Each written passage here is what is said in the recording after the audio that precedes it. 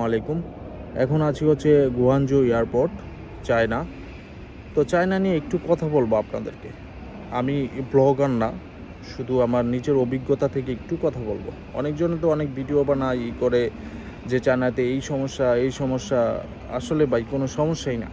আমি ক্যান্টন ফেয়ারের পরে আসছি 5 তারিখে।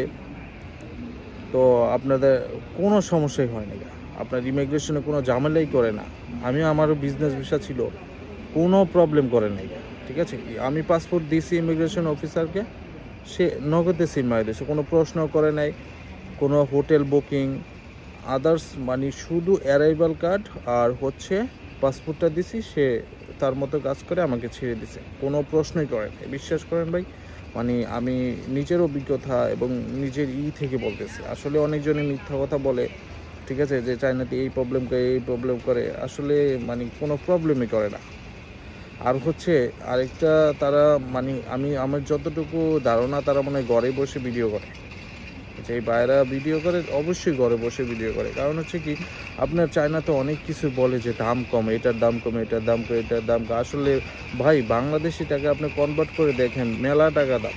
আপনি যখন চায়নাতে আসবেন, চায়না টাকার হিসাব করলে হয় না, ঠিক আছে, বাংলাদেশি টাকা হিসাব করতে হবে। একটা সেকেন্ড হ্যান্ড মোবাইল কিনতে গেলে আপনার মনে করেন 50,000 টাকা পড়ে। মোটামুটি আপনি বাংলাদেশেও পেয়ে যাবেন আপনার 50,000 টাকা। তাহলে ভাই চায়না থেকে নেওয়া কি দরকার? আর দেখেন, মানে আরেকটা কথা বলবো, যেটা আমার নিজের সাথে ঘটছে। আমি চায়নাতে মানে আমার আইফোনের ব্যাটারি ঠিক করতে দিয়েছিলাম আর কি একজনকে।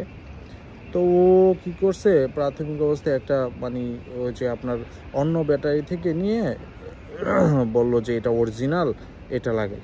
তো লাগাইলো, ওর মতো করে, ঠিক আছে। বাসায় আয়না দেখি ভাই আমার 90% ব্যাটারি ছিল, ঠিক আছে। আমিও বোকামি করছি, ওই চার্জে দিয়েছি। পরবর্তীতে ওই আপনার যখন ব্যাটারি লাগাইছি, তারপর থেকেই প্রবলেম, ঠিক আছে। 3 দিন আমি প্রবলেম ফেস করার পরে তারপর তার কাছে গেলাম যে তুই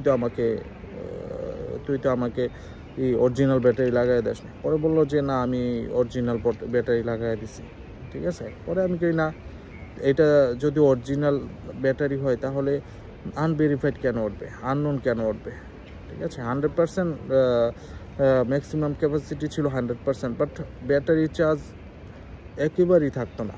পরে দিয়ে গেছি, ও পরে অনেক মানে তর্কাতর্কি কইরা পরে আপনার কিছু টাকা বাড়ে, তারপরে হচ্ছে একটা মোটামুটি অরিজিনালের মতোই আর কি লাগাই দিছে। আর মোটামুটি